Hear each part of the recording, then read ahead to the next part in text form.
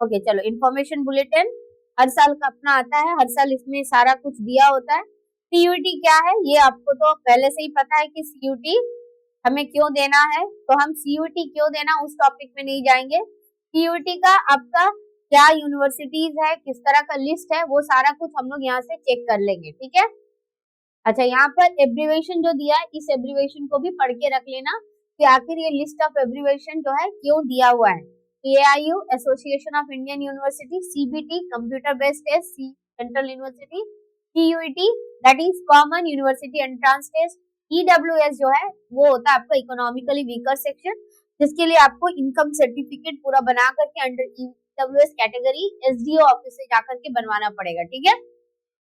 Government of India higher education institution, MCQ, ministry of education, MOE, NDA का मतलब national defence academy मत चले जाना, that is non disclosure agreement है।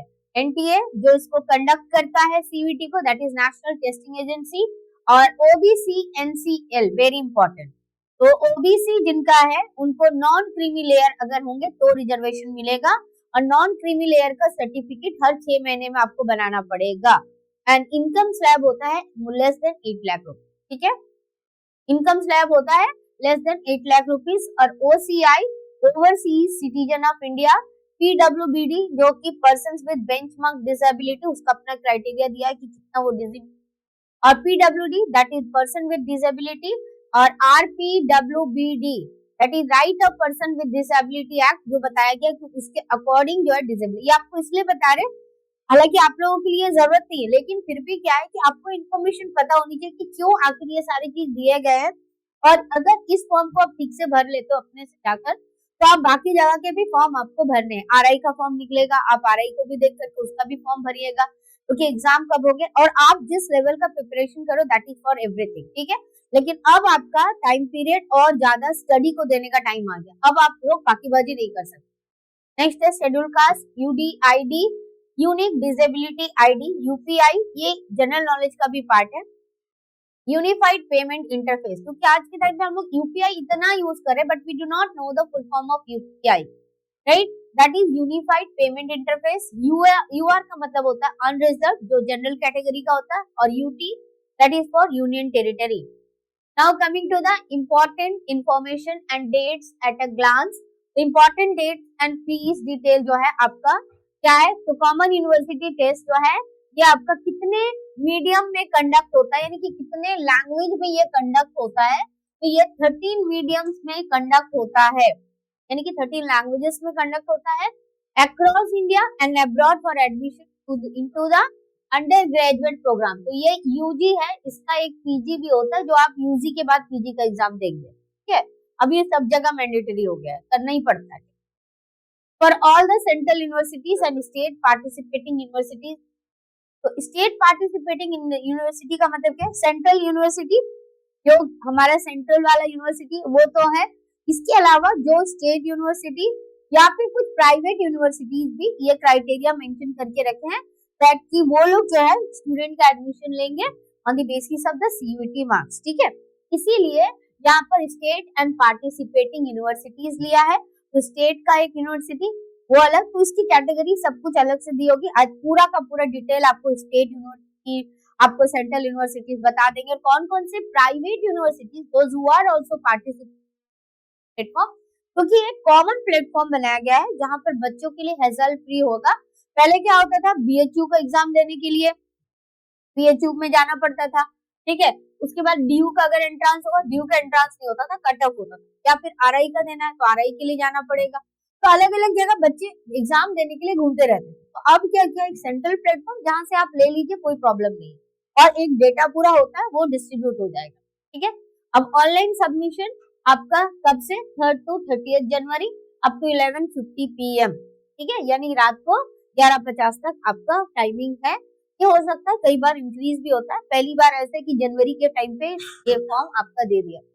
Next क्या है, लास्ट डेट ऑफ सक्सेसफुल, देखो आप 30 जनवरी तक आपने फॉर्म फिलअप किया, ये समझना है, 30 जनवरी तक आपने फॉर्म फिलअप कर लिया, तो एकदम लास्ट भी मत करना कभी फॉर्म फिलअप, एकदम बिगनिंग में भी कभी फॉर्म फिलअप मत करना, ऑनलाइन मिड में करना, जो मैंने आपको बोला। तो अब इसके बाद 30 जनवरी को अगर आपने फॉर्म फिलअप किया, तो 31 जनवरी क्या बोला है, 31 जनवरी तक आप जो है आपका पेमेंट कर सकते हो। आपने आज फॉर्म फिलअप कर दिया, हो गया, लेकिन पेमेंट आप जो है आपको कब तक कर देना है, 31 जनवरी तक आप पेमेंट कर सकते हो, आपके लिए ऑप्शन खुला है। These are the important guidelines जो सबको पता होनी चाहिए, क्योंकि जनरली लगता है कि 30 तारीख तक है और 31 तारीख डेट दिया, 31 जनवरी डेट दिया, तो लोग क्या करते हैं कि 31 जनवरी को बोलते हैं कि लास्ट डेट है, but that is not the last date of form fill up. तब लास्ट डेट 30 जनवरी है, 30 जनवरी। ठीक है, so don't be confuse about the last date कि हम लोग का 31 जनवरी तक है, नहीं, एक्चुअली वो 30 जनवरी तक है। और कोशिश यही करोगे जिस दिन आप फॉर्म फिलअप कर रहे हो उसी दिन आप जो है अपना पेमेंट कर देना। अच्छा, इसका रजिस्ट्रेशन कैसे करना है वो सारा कुछ, और वो पासवर्ड जो भी चीज इसका रहेगा, पासवर्ड, यूजर आईडी आपका, वो सारा कुछ आप अपने एक कॉपी पे लिख के रखना। Next very important thing that you have to notice, आपका आधार कार्ड जो है कौन से मोबाइल नंबर से लिंक्ड है। ठीक है, अगर डिजी लॉकर है तो वो कौन से मोबाइल नंबर से लिंक है, ये एक साथ होना चाहिए। अगर नहीं है तो जाके इमीडिएटली पहले आधार और मोबाइल लिंक कराइए, पहले वो चेक कीजिए, क्योंकि ओटीपी आएगा। इसी की वजह से क्या हुआ कि एक बार बच्चे लोग का मैंने 2-2, 3-3 दिन लेट हो गया था, क्लियर, तो ओटीपी आएगा, तो बी केयरफुल। अच्छा, ये तो हो गया, ये तो हमने फॉर्म फिलअप, लेकिन अब बहुत इंपॉर्टेंट डेट है, क्या देखना, that is the correction in particular. हो सकता है हमने फॉर्म भरा है, हो सकता है हमने जो सब्जेक्ट चूज किया सडन हमको रियलाइज हुआ कि हम इन सब्जेक्ट्स को क्या करना चाहते, चेंज करना चाहते, या कुछ गलत हो गया, जो भी। ठीक है, तो करेक्शन जो है, करेक्शन विंडो ओपन होता है, ये डेट आपको पता होनी चाहिए। पहला आपका ऑनलाइन सबमिशन 3 से 30, यानी कि लास्ट डेट आपका 30 जनवरी। फीस ट्रांजेक्शन का लास्ट डेट कौन सा है, 31 जनवरी तक आपका फीस ट्रांजेक्शन हो जाना चाहिए।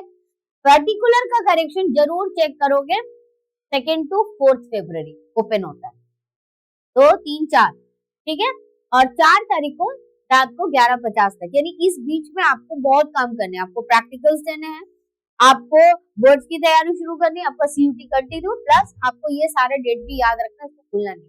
Now next one is what, announcement of the city of examination, announce later on the website, लेकिन सिटीज दिया रहेगा, कोड दिया रहेगा कि आपको कहाँ भरना है। डाउनलोड एडमिट कार्ड, जब ये एडमिट कार्ड का अनाउंसमेंट आएगा तब। एग्जामिनेशन का tentative, tentative means that the date is not fixed, 11 मई से एग्जाम शुरू होंगे, 31 मई तक खत्म होंगे। These are the multiple shift examination, एक शिफ्ट में एग्जाम नहीं होते हैं, ठीक है, क्यों नहीं होते, because the number of student more है, बहुत ज्यादा है, सीबीटी मोड है, ठीक है, कंप्यूटर बेस्ड टेस्ट है, तो अब ऐसी कंडीशन में क्या होता है कि आपको अलग अलग जगह पे कंप्यूटर सेंटर मिलता, तो दैट बहुत लिमिटेड होता, इसीलिए एक सेंटर में कई शिफ्ट में एग्जाम्स होते हैं, ठीक है, शिफ्ट 1, शिफ्ट 2, क्लियर हो गया। अब उसके बाद ये भी अनाउंसमेंट बाद में करेगा, वेबसाइट का नाम तो दे दिया, CUET NTA.in, and declaration of result definitely ये भी बाद में अनाउंस, क्लियर हो गया। तो आपको कौन कौन सा डेट आपको मेन फोकस रखना है, मेन फोकस हो गया आपका 30 जनवरी के अंदर आपका फॉर्म फिलअप हो जाना चाहिए, डिले मत कीजिएगा, लास्ट मिनट में फॉर्म भरने कभी नहीं जाना है। नेक्स्ट क्या है, 31 जनवरी तक आपको पैसा पेमेंट करना है, but as per my information मैं जो करती हूँ, आप लोग उसी दिन कर दीजिए सारा काम कंप्लीट, जो आपको चाहिए सारा चीज रखिए। आपका स्कैन फोटोग्राफ आप रखने जाओगे मुश्किल होगा, तो 10 KB तक का फोटो अपलोड लेता, वो रखिए। आपका ईमेल आईडी रखिए, जिस ईमेल आईडी में आप रेस्पॉन्स करते हैं, एक ऑफिशियल ईमेल आईडी हमेशा आपका एक ही होना चाहिए, 10 नहीं होना चाहिए, जिसको आप डील करो या आपके पेरेंट्स जो भी करते हैं, आप जिसका भी यूज करो, लेकिन वो आपके पास होना चाहिए, ठीक है। आपका आधार और आपका जो मोबाइल नंबर लिंक होना चाहिए, लिंक नहीं होगा तो आपको कुछ प्रॉब्लम होगा, ठीक है, ये सारा काम आप कर लीजिए। नेक्स्ट, कैंडिडेट्स में चूज अप टू मैक्सिमम बोला, मैक्सिमम मतलब 5 सब्जेक्ट, तो मतलब ये नहीं है कि जरूरी है कि आपको 5 ही सब्जेक्ट चूज करना है, मैक्सिमम आप 5 ले सकते हो, सब्जेक्ट इंक्लूडिंग, लेकिन इस मैक्सिमम में एक चीज बोला है कि इस मैक्सिमम में 2 होगा, एक आपका लैंग्वेज होगा, ग्रुप ए और ग्रुप बी में कोई एक लैंग्वेज लेना है, और प्लस आपको जनरल एप्टीट्यूड लेना है, तो 2 तो यहीं पर हो गया, तो अब बचा हमारे पास +3, एंड फीस विल बी 3 जो है आपका क्लास 12 का जो है पेपर से उसमें से चूज कर सकते हैं। इन केस जैसे कि जिसको स्पोर्ट्स के लिए जाना, उनका फिजिकल एजुकेशन नहीं है, then they may choose physical education as well, and 2 subject from the board exam, right, क्या हो गया। Now the fees category very important. अगर कोई बच्चा 3 सब्जेक्ट चूज करता है, देखो अब 3 सब्जेक्ट में बहुत इंपॉर्टेंट क्या है कि यहाँ पर तो 2 ये हो गया +1। अब +1 में जैसे केवल स्पोर्ट्स का होता है, लेकिन मैं हमेशा बोलूंगी कि केवल एक ही चीज को मत चूज करो, क्योंकि हमें नहीं पता होता कि आगे फ्यूचर में क्या ऑप्शंस होंगे, तो उसके साथ आप सब्जेक्ट जरूर ऐड कीजिएगा, राइट। जैसे तुम्हारा फिजिकल एजुकेशन है तो खाली तुम 3 सब्जेक्ट मत लेना, आपको 2 बोर्ड्स वाले सब्जेक्ट लेंगे, तो नहीं तो एक लेना, पता नहीं कहाँ क्या क्राइटेरिया। जनरली दो चूज ही होता है, हिस्ट्री, पॉल साइंस, ज्योग्राफी, इस सब में, ठीक है, वो चूज करना, इसमें कभी भी गलती मत करना, ठीक है। तो हो गया, तो इसीलिए यहाँ पर 3 सब्जेक्ट्स बोला है, ठीक है। 3 सब्जेक्ट्स का फीस होगा आपका जनरल के लिए 1000 रुपीज। QR मतलब अभी मैंने फुल फॉर्म बताया, unreserved, right, that is for general. 3 subject के लिए आपका फीस हो गया 1000 और 3+2 वाला है। अब और 2 सब्जेक्ट लेंगे तो आपका फीस आएगा 400 + 400 = 1800 आपका फीस होगा।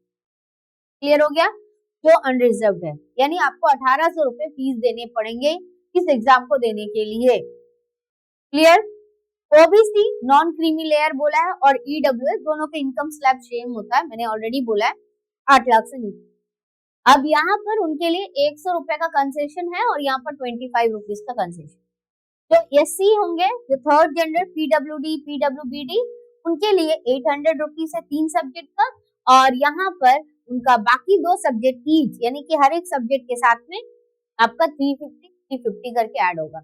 और आउटसाइड तो आप हो नहीं, तो ये आपका काम नहीं है। Centrals outside India 4500, definitely overseas है तो उनका फीस ज्यादा बनेगा, डेफिनेटली 5 सब्जेक्ट उसके केस में, because his case is totally different and your case I will talk to you, मैं सब बता रही हूँ।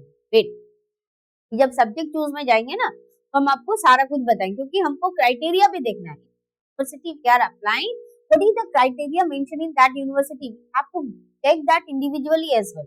हम बहुत सारे मल्टीपल यूनिवर्सिटी, सबसे पहली बात तो मल्टीपल यूनिवर्सिटीज पे डालने, लेकिन जो हमारी मेन टारगेट यूनिवर्सिटीज जैसे कि डीयू हो गया, बीएचयू हो गया, तो यहाँ तो हमको सब्जेक्ट देखना पड़ेगा। इलाहाबाद यूनिवर्सिटी, कई सारे सब्जेक्ट की चॉइसेस होते हैं, तो we have to think about that as well, हमको वहां पर भी देखना पड़ेगा। इसीलिए ये फॉर्म बस ऐसे जस्ट भरने का नहीं होता है, प्रॉपर अंडरस्टैंडिंग के साथ आपको ये फॉर्म भरना पड़ेगा, ठीक है। तो अब आते हैं यहाँ पर, देखो other backward classes non creamy layer as per the central list of other backward class available on, ये उनके लिए क्राइटेरिया दिया है, तो आप यहाँ चेक कर लीजिएगा कि गवर्नमेंट ऑफ इंडिया के वेबसाइट में वो क्राइटेरिया अवेलेबल है कि नहीं है।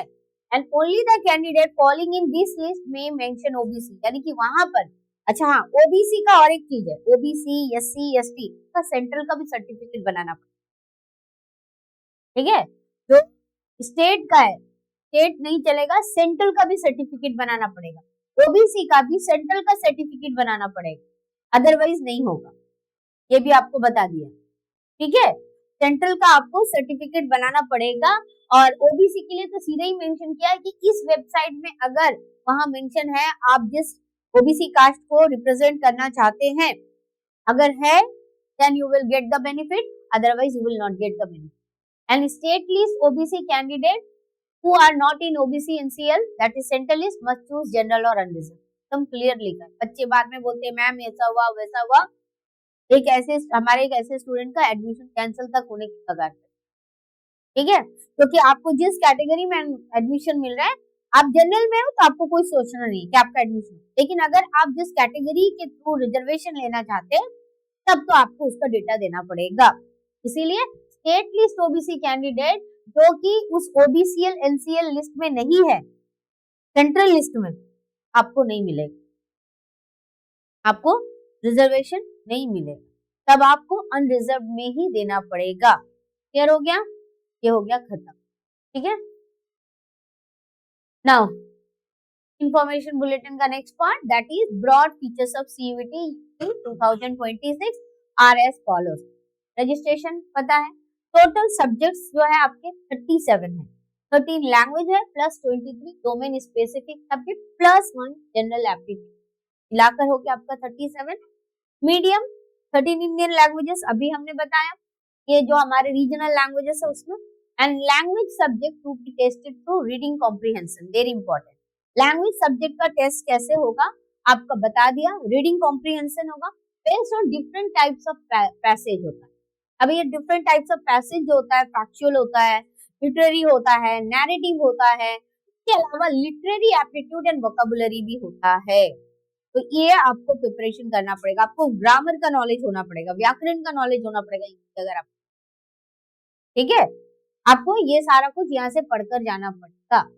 ओके, अब बात करते हैं सिलेबस, डोमेन सब्जेक्ट। यहाँ दिया हुआ है एज पर NCERT syllabus, but still we need to check there what is they mention, because NCERT syllabus उन्होंने डिलीटेड को डिलीट किया है या फिर पुराना रखा है, क्योंकि लास्ट टाइम तक ऐसा था, कुछ पुराने वाले को रखा हुआ था, ठीक है, तो हमको वो पुराना भी पढ़ना पड़ता है। नेक्स्ट आ गया जनरल एप्टीट्यूड टेस्ट, जिसके बारे में you have a lot of information, आप वो कर रहे हो कि इसमें आपका जनरल नॉलेज होगा, जीके का होगा, आपका करंट अफेयर्स आएगा, जनरल मेंटल एबिलिटी आएगा, न्यूमेरिकल एबिलिटी आएगा, क्वांटिटेटिव रीजनिंग आएगा, simple application of basic mathematical concept, arithmetic, algebra, geometry, mensuration, statistics, ठीक है, logical and analytical reasoning, general mental ability, logical and analytical reasoning, ये पूरा आपका। Now choice of test papers कैसे करो, तो candidate may choose up to a maximum of 5 subject including language and general aptitude, clear लिखा है ना, including general aptitude और लैंग्वेज, आप इसको छोड़ करके आप 5 सब्जेक्ट या 3 सब्जेक्ट लेके एग्जाम देने मत जाना, ठीक है, तो आपका रैंक नहीं बनेगा, क्लियर, आपका टोटल नहीं होगा यहाँ पर। तो including language and general aptitude test irrespective of the subject opted in class, बोला ना, जो भी सब्जेक्ट अपने क्लास 12 है, लेकिन उसके बावजूद आपको लैंग्वेज और जनरल एप्टीट्यूड टेस्ट आपको। नाउ मार्किंग स्कीम क्या है, correct answer 5 marks, there will be negative marking, you know about that, 1 marks negative, और आपका अगर गलत होगा तो एक नेगेटिव मार्किंग होगा, और अगर सही होगा तो 5 मार्क्स ऐड होंगे, क्लियर। मोड ऑफ एग्जाम क्या है, फुल्ली कंप्यूटर बेस्ड है, केवल मैंने लास्ट टू लास्ट ईयर के बैच में हाइब्रिड मोड भी था। टोटल नंबर ऑफ क्वेश्चन, अब पहले 60 होते थे, उसमें से 50 करना है, but now total number of compulsory question, ठीक है, that is 50 question for each test paper, जो भी सब्जेक्ट आप चूज करो, चाहे लैंग्वेज चूज करो, चाहे आप क्या बोलते हैं लैंग्वेज के अलावा आप सब्जेक्ट डोमेन सब्जेक्ट चूज करो, बट फ्रॉम ईच सब्जेक्ट और जो है आपका कितने क्वेश्चन आएंगे, 50 क्वेश्चन होंगे, and duration for each test paper would be कितना होगा, 60, 50 क्वेश्चन करने हैं 60 मिनट, यानी कि 1 घंटा का टाइम है, उस 1 घंटा में आपको क्वेश्चन रीड करना है, उस 1 घंटा में आपको सारा कुछ काम करना है, आपको साइन भी करना है, सब कुछ, तो इसके मतलब है कि आपको मेंटली कितना प्रिपेयर होना पड़ेगा। आप बोलोगे नहीं आपको रीडिंग का टाइम मिलेगा बोर्ड एग्जाम के जैसे, क्वेश्चन खुला टाइम चलना शुरू हो गया, कब, ठीक है, टाइम वहां से शुरू हो गया, वो आपको लिखने का टाइम देगा, पढ़ने का टाइम देगा, तो नहीं मिलेगा, this is competitive examination, so get ready for that, okay, like that only, okay. Now shift, the examination will be conducted in multiple shifts depending upon the number of the candidate and subject choices, तो ये subjects जहाँ पर multiple shift होता है, कुछ ऐसे subjects होते हैं जहाँ पर सिंगल शिफ्ट में एग्जाम हो जाता है, उसके बाद और एग्जाम नहीं होते, क्योंकि माने उससे रिलेटेड जो बच्चे होते हैं वो नंबर्स कम होते हैं। लिस्ट ऑफ सेंट्रल यूनिवर्सिटीज दिया हुआ है अपेंडिक्स 1 में, वहां देख लेंगे। The list of subject offered under CUG, वो भी आपका अपेंडिक्स 2 में दिया हुआ है। The list of examination cities where the examination will be held may be seen at appendix 3, जहां जहां एग्जाम होगा उसका भी लिस्ट दे दिया है। उसके बाद मैंने उसमें आपको चॉइसेस हो गए, आपके 3 मेजर चॉइस होते हैं, first choice, second choice, third, generally first choice में मिल जाता है, तो फर्स्ट चॉइस अपना आसपास कहीं खोजो जहाँ आपको जाना सुविधा हो, बहुत दूर मत कर लेना, यहाँ पर असुविधा हो। मेदिनीपुर नहीं, ये जो बोलेंगे वो उस जगह आप मेदिनीपुर लिखोगे, नहीं वो आप लिखोगे, वो रुको बताते हैं, उसका भी बाद में बता रहे हैं, पहले ये देख लो, ठीक है। मल्टीपल एप्लीकेशन फॉर्म मत सबमिट करने जाना, by a candidate will not be accepted and will lead to the cancellation of her result, okay, and the fee can be submitted only online through net banking, credit card, debit card, UPI, and processing charges and GST as applicable are chargeable from the candidate, and in addition to examination fee by the concerned bank, payment gateway integrator, जो भी उसमें लगता है वो examination है, plus payment gateway का अगर अपना कोई चार्जेस होगा तो वो सब लगेगा, वो सब हमें ही देना है जीएसटी से। ठीक है, तो ये हो गया हमारा कंप्लीट। ओके, अब चलते हैं नेक्स्ट, द कंफर्मेशन पेज। अब बात करते हैं कि हमारा यहाँ पर जो है इंफॉर्मेशन बुलेटिन में कि अब हमारा करना क्या है। तो अब हम सीयूटी का पेज एक ओपन करें, रजिस्ट्रेशन फॉर सीयूटी ओपन है, ये आपका स्टेप्स टू अप्लाई ऑनलाइन। ठीक है, steps to apply online, apply for online registration. सबसे पहला टास्क आपका क्या है, जब ये विंडो खुलेगा आपको अप्लाई फॉर ऑनलाइन रजिस्ट्रेशन करना है। Fill online application form, pay examination fees and download confirmation. Confirmation page जरूर निकाल। तो ये हो गया clear. Step two online, apply for online registration. Apply for online registration में सबसे पहले बोला डाउनलोड इन्फॉर्मेशन बुलेटिन, तो वो आपका हो गया है, आपको उसकी जरूरत नहीं है। न्यू रजिस्ट्रेशन और लॉगिन होता है। न्यू रजिस्ट्रेशन जब आप आज पहली बार फॉर्म भरने के लिए जाओगे, जिस दिन भी आप पहली बार फॉर्म भरने के लिए जाएंगे, आपने उसको ओपन नहीं किया, आपको कहाँ जाना है, न्यू रजिस्ट्रेशन। न्यू रजिस्ट्रेशन में क्लियर लिखा है कि आपका डाउनलोड इन्फॉर्मेशन ब्रोशर होगा। Before filling the application form, download and read carefully the information book. Also read the instruction procedure given below. ये हमको फॉलो करना है, सेम चीजें यहाँ पर दी हुई है। क्या हो गया, अब आपको यहाँ पर क्या करना पड़ेगा, you have to mention here I have downloaded the information brochure. आपको सबसे पहले ये क्लिक करना पड़ेगा। ठीक है, कि हमने कर लिया। अब इसके बाद क्लिक हियर टू प्रोसीड। अब आप यहाँ पर अपना नाम भरेंगे, आप अपने गार्जियन का नाम भरेंगे। गार्जियन में अच्छा वेरी इंपॉर्टेंट, माँ का नाम वही भरना जो आपका हर जगह लिखा हुआ है।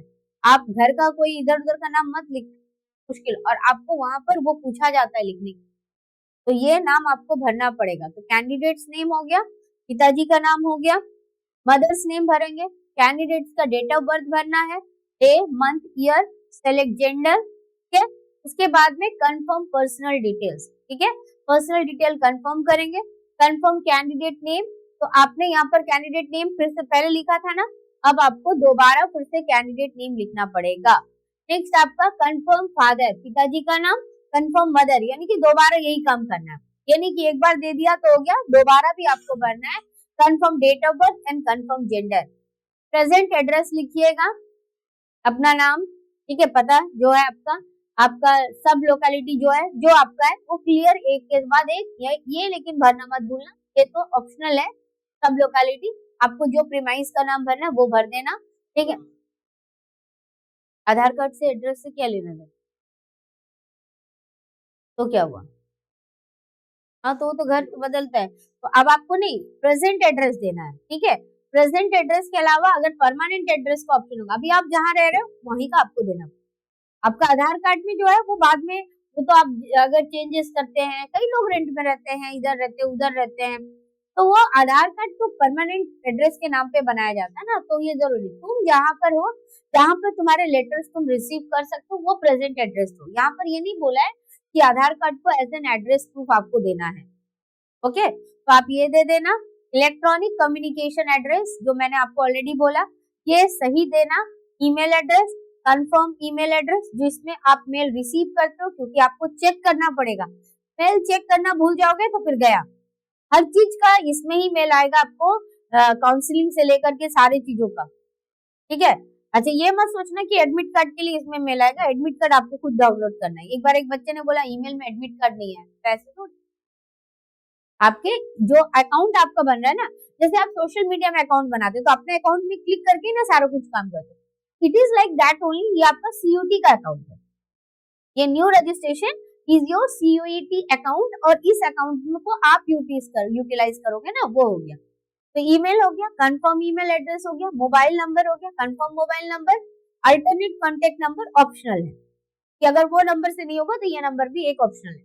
हाँ, अब तुम्हारे वाले क्वेश्चन में कि आपके आधार कार्ड में अलग है और यहाँ आप अलग डालोगे, तो आप प्रेजेंट एड्रेस की जगह अगर सेम होगा तो सेम एस डाल देना, परमानेंट एड्रेस, या फिर कोई आपका परमानेंट प्लेस है, जैसे कि कोई लोग गांव पे रहते हैं, that is there permanent place, जैसे इस जस्ट स्टेइंग इन बिहार, या वो लोग भी तो आए हैं ना माइग्रेट होकर के because of the job purpose. Okay, तो अब वो परमानेंट एड्रेस बिहार का ही देंगे, क्योंकि वही उनका परमानेंट है। They are not staying here for permanent, क्योंकि डोमिसाइल यहाँ का नहीं है इनका, उनका डोमिसाइल वहीं बनेगा।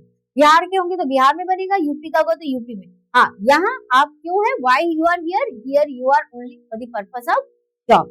ठीक है, आप इलेक्शन भी आप अपने स्टेट में जाके दे सकते हो, ऐसा नहीं कि यहाँ पर आ गए तो यहाँ पर देना है, ये कंफ्यूजन नहीं है। ठीक है, आप जहाँ के वहीं पर रजिस्टर्ड, क्या आपने भर लिया। नेक्स्ट वेरी इंपॉर्टेंट, जो आपको कभी गलती नहीं करनी चाहिए, that is your password, and हमेशा इसको लिख के रखोगे, तो पासवर्ड आप वहां, आपने कौन सा लेटर जो है कैपिटल लेटर लिखा है, कौन सा अल्फाबेट आपने स्मॉल लेटर लिखा है, कौन सा आपने स्पेशल कैरेक्टर यूज किया है, कितने नंबर्स आपने जो यूज किए हैं वो पूरा आप यहाँ पर लिखिएगा, वो आपको भूलना नहीं है। एंड सेम आपको देना है, and you have to record the security question that you have given, कि by mistakely if you forget the Aadhaar that particular password, तो आप अपना उस सिक्योरिटी क्वेश्चन को भी लॉग इन कर सकते हो, ये होता है। तो ये part is very important that you have to write down, note down in your copy. जब भी आप ये करोगे, पासवर्ड जो भी आप पासवर्ड डालोगे वो उसी समय लिख देना कि ये पासवर्ड दिया है। कंफर्म पासवर्ड सेम होगा, वो लिख देना। सिक्योरिटी क्वेश्चन आपने क्या दिया है वो लिख लेना, और सिक्योरिटी आंसर आपका क्या है वो लिख लेना। ठीक है, यहाँ पर कई सारे सिक्योरिटी क्वेश्चन है, देखो, which is the website you frequently visit, what is the name of your first school, what is your favorite color, कोई भी देना, लेकिन उसके साथ आप उस सिक्योरिटी का आंसर देना कि आपने क्या आंसर दिया है।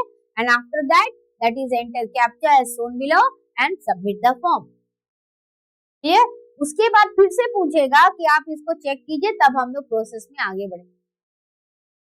तो ये फर्स्ट विंडो है जो आपका एक्चुअली रजिस्ट्रेशन विंडो होता है। ठीक है, तो यहाँ मैं किसी भी बच्चे के नाम के साथ रजिस्टर नहीं कर रही हूँ, क्योंकि अभी हमें पूरा का पूरा डिटेल सारा कुछ अपने पास रखना है तब। ठीक है, तो ये विंडो ओपन कैसे हो रहा है ये दिख गया, आपको क्लिक कहाँ करना है वो आपको समझ में आ गया, क्लियर हो गया। तो अब चलते हैं फिर से इन्फॉर्मेशन पर।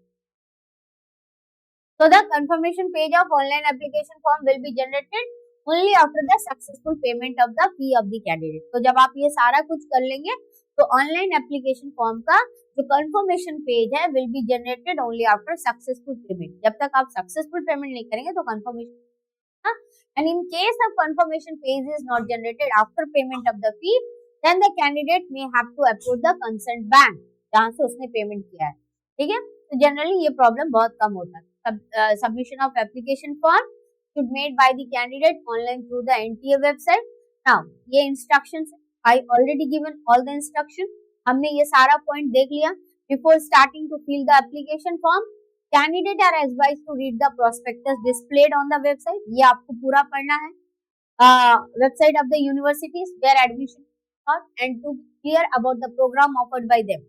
यानी आप मल्टीपल यूनिवर्सिटीज में अप्लाई कर सकते हो, लेकिन उस मल्टीपल यूनिवर्सिटीज में आपको सब्जेक्ट भी चेक करना है कि आखिर ये कौन सब्जेक्ट का किस चीज के लिए है, हम वहाँ एलिजिबल है या नहीं। बस रैंडमली यूनिवर्सिटीज करना, चेक करना है।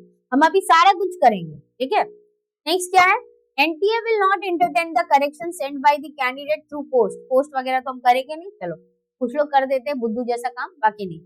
Download the information bulletin and read carefully to ensure your eligibility.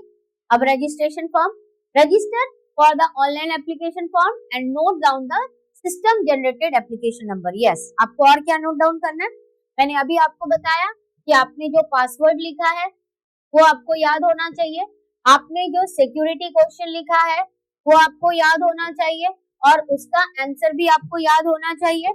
Next आपको सिस्टम जनरेटेड एप्लीकेशन नंबर, ये आपको पता होना चाहिए, what is your application number, क्योंकि इस एप्लीकेशन नंबर से ही शायद वो यूजर आईडी भी बनाते हैं, हम लोग देख लेंगे। ठीक है, तो होता है। तो क्या क्या आपको पासवर्ड पता होना चाहिए, सिक्योरिटी क्वेश्चन, अच्छा हाँ, मदर्स नेम जो फिलअप करोगे वहां पर एग्जाम में वो लिखना पड़ेगा, जब आपका फॉर्म आएगा ना जिसमें आपको अटेंडेंस देना पड़ेगा, वहां आपका मदर्स नेम, तो जो आप यहाँ फिल करोगे वही वहां पर लिखना पड़ेगा।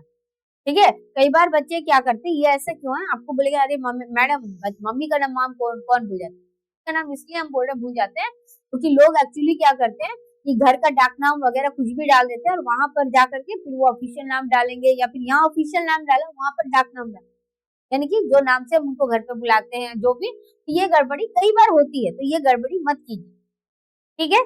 तो अब देखो, the candidate should provide the required details while filling the online application form, and he or she is also required to create the password. Already I mentioned the password and choose security question and either his or her answer.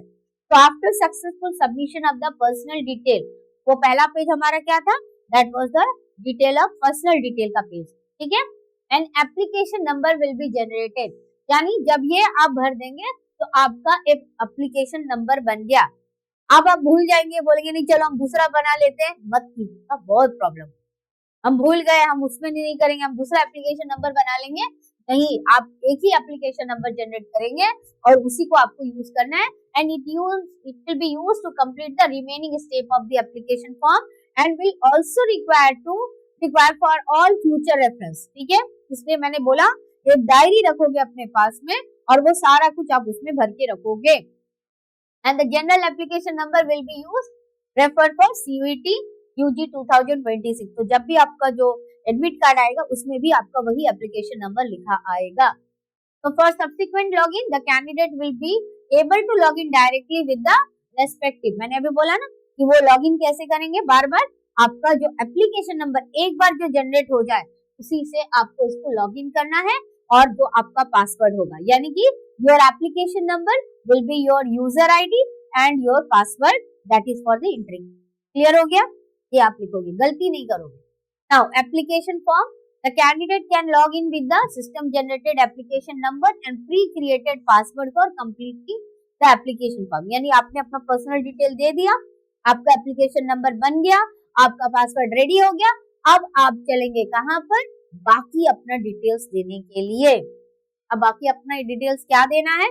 Upload scanned JPG, JPEG images of the candidate photograph signature, ठीक है। तो आपका signature कैसे upload करोगे? आप अपना signature एक white paper में, full signature, very important, don't go for initials, right, because this is your, अच्छा very important for the board admit card भी अगर आप लेने जाएंगे ऑफिशियल पर्पज, तो रनिंग हैंड में आपको फुल सिग्नेचर करना है, वहां लिखा हुआ है, कई बच्चे जाके इनिशियल्स देते हैं, इट्स नॉट एक्चुअली अलाउड, ठीक है। आप अपना फुल सिग्नेचर कीजिएगा। अगर मेरा नाम शोभा रजक है तो I have to write down Shobha Rajak, मैं खाली अपना इनिशियल एक ऐसे दे करके साइन करके आ गई, बहुत बड़ी ऑफिसर के जैसे, नहीं अलाउड है, एज पर रूल नॉट अलाउड, ठीक है। आपको फुल सिग्नेचर करने हैं, जो आप बोर्ड के एडमिट कार्ड में करोगे वही फुल सिग्नेचर आप अपने ऑफिशियल सारे डॉक्यूमेंट में भी कीजिएगा। एक व्हाइट पेपर में साइन कीजिए, उसको स्कैन कीजिए, स्कैन करके जितना केबी का बोलेगा उतने पेज में उसको कन्वर्ट करना है, क्योंकि सिग्नेचर अपलोड, क्लियर। तो photograph, the candidate will have to upload his or her live photograph at the time of filling up the application form and will also have to upload his or her recent scan passport। अच्छा, क्या बोला? Live photograph, यानी कि जहां पर होगा वहां पर वेबकैम होना चाहिए।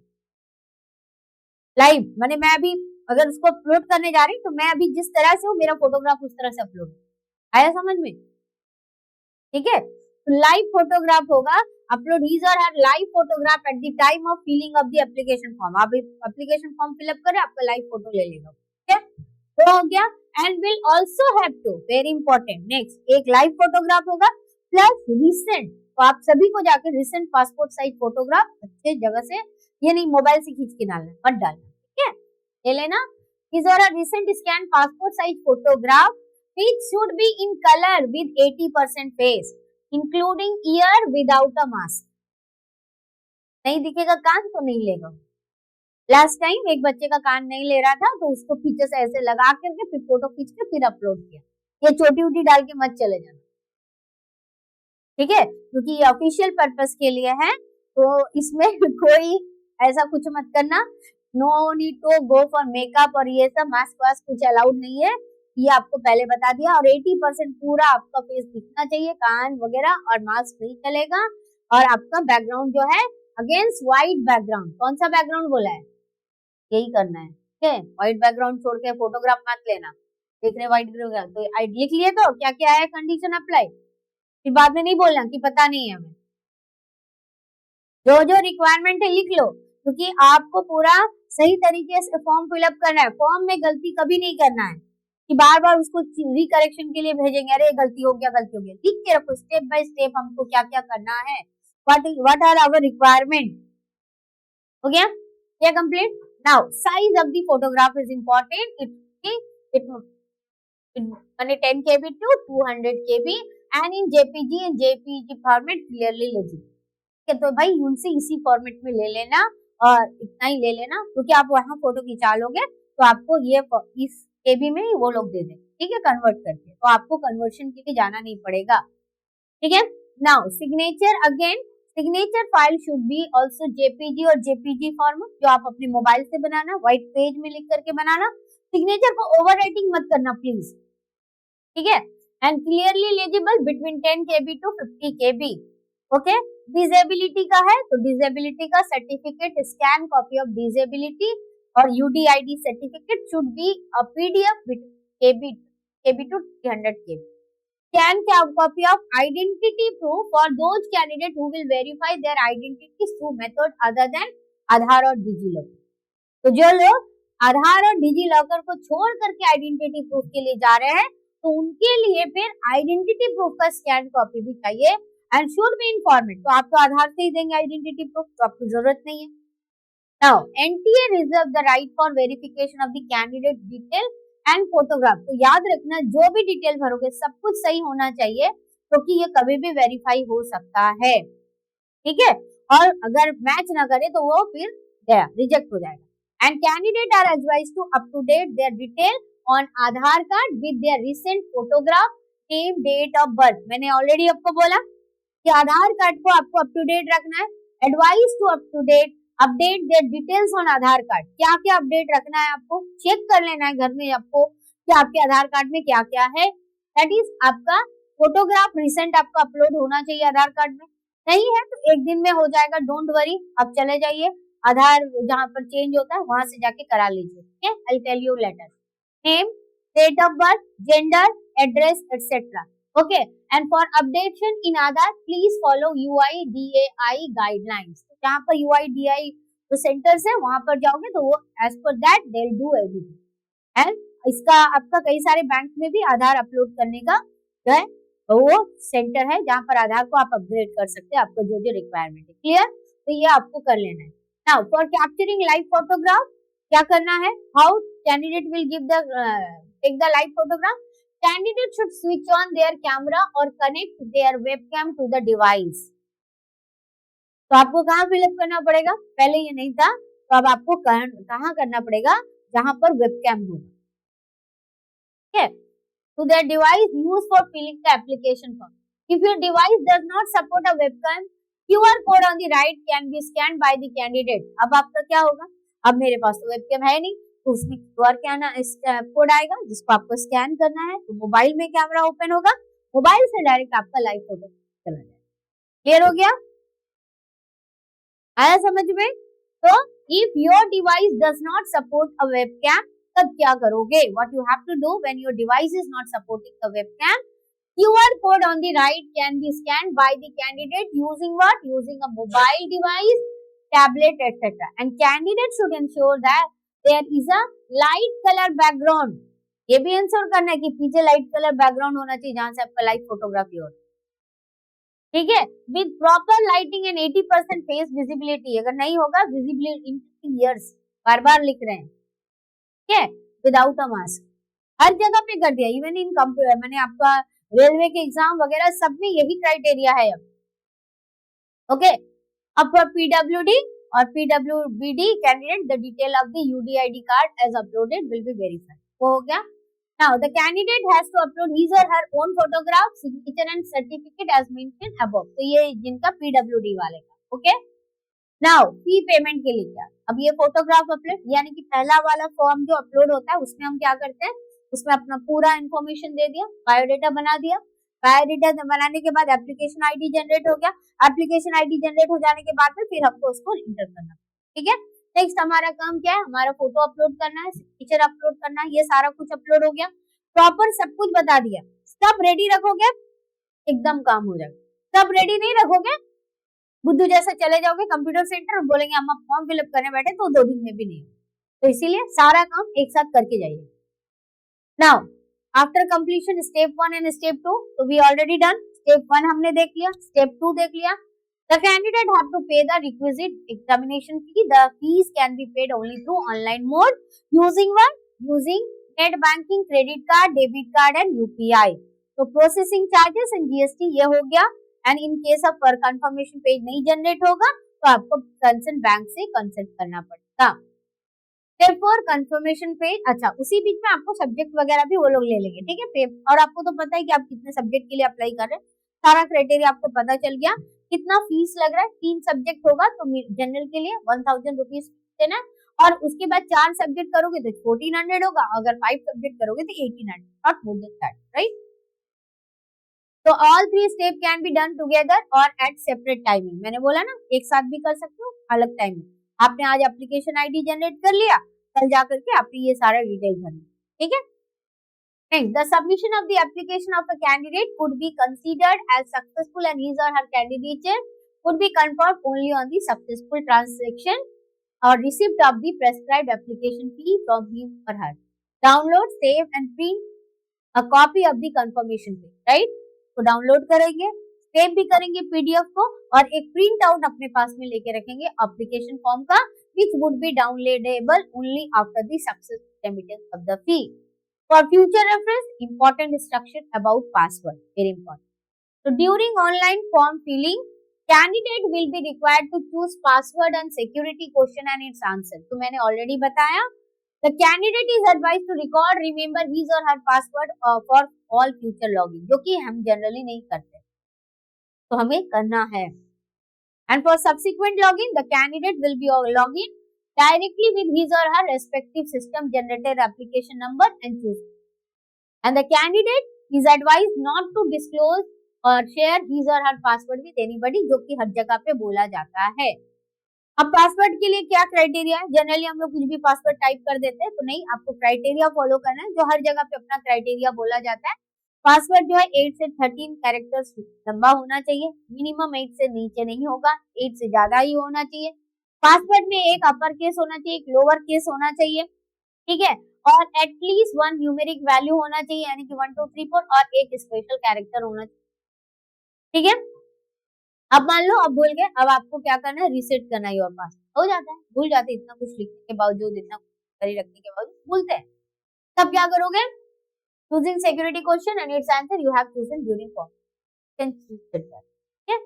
और उसमें आपका एक using a verification code sent via text message to the registered mobile number and using a reset link sent via email to your registration email address, आप उसको, अच्छा हाँ, मैंने आधार को और आपको मोबाइल नंबर को इसलिए लिंक करने के लिए बोला है क्योंकि जब आपका आधार अपडेट करेंगे वहां पर आधार का नंबर देंगे तो उसको वेरीफाई करने, और ओटीपी उसी नंबर में जाएगा जिस नंबर से आपका आधार लिंक है। अगर आपका उस नंबर से आधार लिंक नहीं है तो आपका ओटीपी है, फिर मुश्किल हो। इसीलिए नंबर और आधार दोनों का लिंक आपको पता, देख रहे खोज रहे ओटीपी किसके मोबाइल में गया, मोबाइल पापा के मोबाइल, चाचा के मोबाइल का नंबर लिंक है, हर एक के पास 2-2 सिम है, कौन सा खोजो, ठीक है, ये मत करो। Now general instructions to the candidate, तो candidate shall ensure that information entered by them in their respective online application form is correct. Information provided by the candidate in their respective online application form, जो कि आपका candidate का नाम, details, contact का, address का detail, category, gender, educational qualification detail, date of birth, choice of exam cities will be etc. will be treated as final, यानी जो आपने भर दिया वो फाइनल, उसमें और नहीं मिलेगा change. Any request for change in such particular will not be considered by NTA under any circumstances. And और अच्छा ये नहीं कि आधार कार्ड आपको देना, आप मम्मी पापा का आधार कार्ड दे दो, वो अलाउ नहीं है, ठीक है, वो बच्चे लोग वो भी गलती करते, तो मत कीजिएगा। Then all candidate must ensure that they have provided the correct email address and mobile number, and candidate must ensure that their email address and mobile number to be registered in their online application form are their own, उनका खुद का होना चाहिए, as relevant और important information उसी number पे पहुंचते हैं, उसी ईमेल में पहुंचते हैं, ठीक है। और NTA shall not be responsible for any non communication or miscommunication, क्योंकि एनटीए की तरफ से ये नहीं होगा, आपने जो दिया है उसी के बेसिस पर एनटीए काम है। और आपको जो भी चीज है उनके लिए आपको एनटीए के वेबसाइट यानी कि सीपीटी का वेबसाइट में आपको चेक करते रहना पड़ेगा। Candidate shall appear at their own cost at the examination centre on the date, और एडमिट कार्ड इशू तो किया रहेगा, एडमिट कार्ड में जो दिया रहेगा उन सबके लिए। ठीक है, ये हो गया कंप्लीट।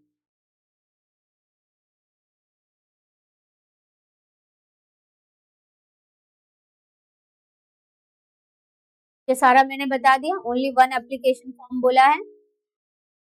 अब ये तो about NTA, about central university क्या है सबके बारे में दिया है। सेंट्रल यूनिवर्सिटीज और यूनियन यूनिवर्सिटी जो है इंडिया में are established by the act of parliament and are under the purview of the department of higher education, और किसके अंडर में आता है? Ministry of education. And in general universities in India are recognised by UGC, जिसको university grant commission बोलते हैं, and which drawers its power from the university grant commission act. ये सारा कुछ एक्ट से बना है। एंड सेंट्रल यूनिवर्सिटी जो है are covered by the central university act 2000। Common university entrance test क्या है? इसकी हमें जरूरत नहीं है। रोल ऑफ एनटीए भी नहीं चाहिए अभी हमें। एग्जामिनेशन स्कीम ऑलरेडी बताया हुआ है that CUET will be conducted in computer based test mode only. ठीक है, मीडियम ऑफ क्वेश्चन पेपर बता दिया है। 13 इंडियन लैंग्वेजेस में टेस्ट होंगे। ठीक है, option of language question paper, जो लैंग्वेज क्वेश्चन पेपर का ऑप्शन होगा वो आपका क्या होगा? जिस लैंग्वेज का देंगे, अगर आप हिंदी लैंग्वेज क्वेश्चन होगा। हाँ, लेकिन अगर आप दूसरे सब्जेक्ट चूज करें, जैसे कि आपने हिस्ट्री चूज किया, फिजिक्स किया, पॉलिटिकल साइंस चूज किया, तब उसका आप कौन से मीडियम से, उसका अगर आप हिंदी मीडियम से एग्जाम दे रहे हैं तो उसका क्वेश्चन पेपर हिंदी होगा, हिंदी भाषा में होगा। लेकिन अगर मान लो कि हिंदी के क्वेश्चन पेपर में कुछ प्रॉब्लम आया तो फाइनली एज पर ग्रांट इंग्लिश के क्वेश्चन पेपर को ही लिया जाता है कि इंग्लिश का क्वेश्चन पेपर में जो दिया है वही सही है। तो आपके क्वेश्चन पेपर में दोनों, जब आपका विंडो ओपन होता है तो उसमें दोनों ऑप्शंस दिए होते हैं, हिंदी और इंग्लिश, मानी जो लैंग्वेज आपका है, तो उसमें आप क्वेश्चन देख सकते हो। लेकिन जो इंग्लिश का क्वेश्चन होता है that is the final. Okay, तो question paper will be in both English and the language opted by the candidate, कि आप कौन से लैंग्वेज में परीक्षा देना चाहते हैं। एक लैंग्वेज का पेपर और कौन से लैंग्वेज में परीक्षा देना, दो अलग चीजें। जैसे मैंने लैंग्वेज चूज किया, मान लो मराठी, अब बाकी एग्जाम में किस लैंग्वेज में दे रही हूँ? इंग्लिश में। तो मराठी जो मेरा लैंग्वेज मैंने लिया, डोमेन का लैंग्वेज अलग से, वो जो लैंग्वेज है मेरा, उसका पेपर मराठी में आएगा, लेकिन बाकी के पेपर इंग्लिश में। टोटल ऑलरेडी सब्जेक्ट बता दिया, 50 question, duration for each test paper would be 60 minute, and candidate में select the subject based on eligibility criteria for a program of a desired university. ये लिख दिया। शिफ्ट होगा, multiple shift होगा। Correct answer 5, incorrect answer 1। Pattern of question paper, objective type, test subject covered under, list of subject जो दिया हुआ है, syllabus of examination अलग से दिया हुआ है, एलिजिबिलिटी क्राइटेरिया है। अब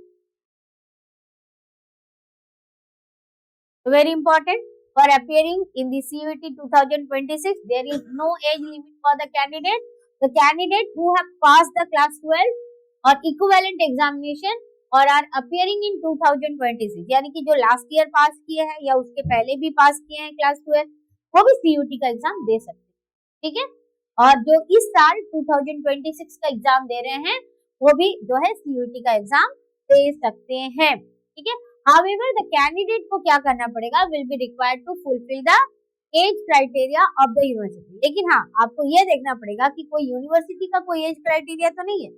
जैसे कि मान लो कि किसी ने 2-3 साल पहले क्लास 12 का एग्जाम दिया था, पास हो गया, 3 साल उसने पढ़ाई नहीं की ड्यू टू एनी रीजन, अब वो जो है क्या करना चाहते हैं कि अब वो पढ़ना चाहते हैं, ग्रेजुएशन करना चाहते हैं, अंडर ग्रेजुएशन ज्वाइन करना चाहते हैं, तब उसको एज क्राइटेरिया देखना पड़ेगा। क्लियर? ऐसे सीयूटी देने के लिए कोई एज क्राइटेरिया नहीं है। ठीक है, तो list of qualifying exam, final examination 10+2 conducted by any recognised central state board, intermediate और 2-year pre university examination, final examination of the 2-year course, senior secondary school examination conducted by national institute of open schooling NIOS। जो NIOS देते हैं वो भी है। तो लोग कई बार बोलते हैं कि नहीं, जो NIOS देते हैं वो नहीं दे सकते। नहीं, ऐसा नहीं है। National institute of open schooling with a minimum of 5 subject होने चाहिए, ठीक है। अगर नहीं होगा तो नहीं दे पाएंगे। Any public school board university examination या और any foreign country is recognised as equivalent to 10+2, वो लोग भी दे सकते। Higher secondary certificate, vocational examination और डिप्लोमा रिकॉग्नाइज्ड बाय एआईसीटी और स्टेट बोर्ड, और ये सारा क्राइटेरिया दिया है कि किस किस क्राइटेरिया पे, तो आप लोगों का क्राइटेरिया तो फुलफिल है। Year of appearance, for the year of appearance in the class 12, equivalent relevant candidate of the university institution will be applied. The candidate must ensure his eligibility from the website. तो अब आपको website से अपना eligibility देख लेना है। अब हमारा ये काम यहाँ ये वाला पार्ट कंप्लीट। चलते अगले। रिजर्वेशन के बारे में बता देते हैं। That is OBC, general, EWS. General में ईडब्ल्यूएस का रिजर्वेशन आता है। OBC, non-criminal, SC, ST, PWD, PWBD are admitted under the seat reserved for them in accordance with the rules prescribed by the Government of India.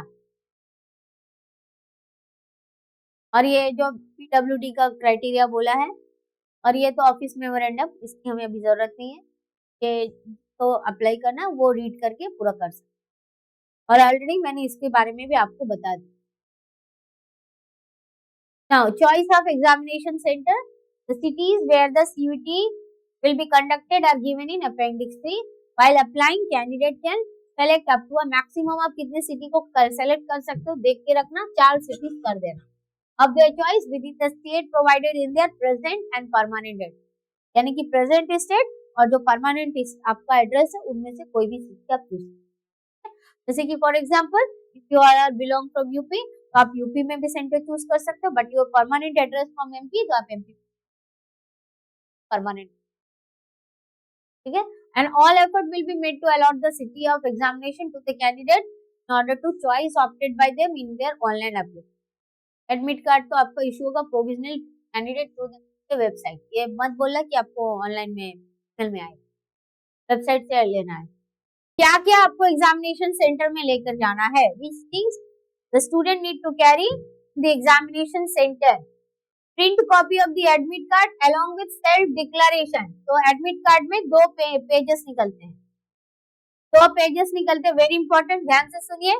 Print copy of admit card along with self declaration, that is the undertaking downloaded from the NTA website.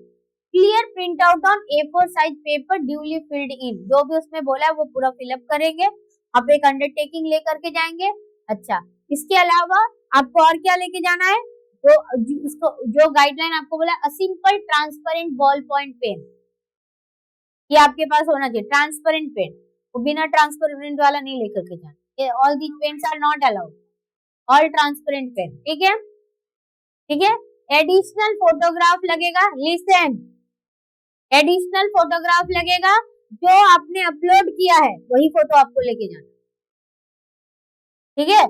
तो take multiple numbers of print out, at least 6 copies अपने पास रखिए। Additional photograph same as uploaded on the online application form, additional photograph same as uploaded on the online application form to be pasted on the attendance sheet, ठीक है, in the examination room or hall। तो वहां पर आपको एक paste करना पड़ेगा attendance sheet में, तो उसके लिए आपको photograph same. And anyone the authorise photo ID लेके जाइएगा, आधार, पैन, जो भी है, school identity card, class 12 board admit card with photograph है अगर वो, तो आप जनरली हम लोग अपना आधार कार्ड ही लेकर के जाते हैं, ओके। अच्छा, PWD, PWBD certificate issued by authorised medical officer, अगर मान लो उनको इसमें से कोई रिलैक्सेशन चाहिए। और शुगर टैबलेट और फ्रूट, जिनका जो केस जो है डायबिटिक जो पेशेंट होते हैं उनके लिए बनाना, एप्पल, ऑरेंज, ये सब फ्रूट्स अलाउड है, अदरवाइज बाकी किसी को अलाउड नहीं है। नाउ अगर आपको रफ वर्क कुछ करना है, then all calculation writing work is to be done only in the rough sheet which will be provided by the center examination, ठीक है। और आप कोई पेपर अलग से नहीं लेके जा सकते, ठीक है।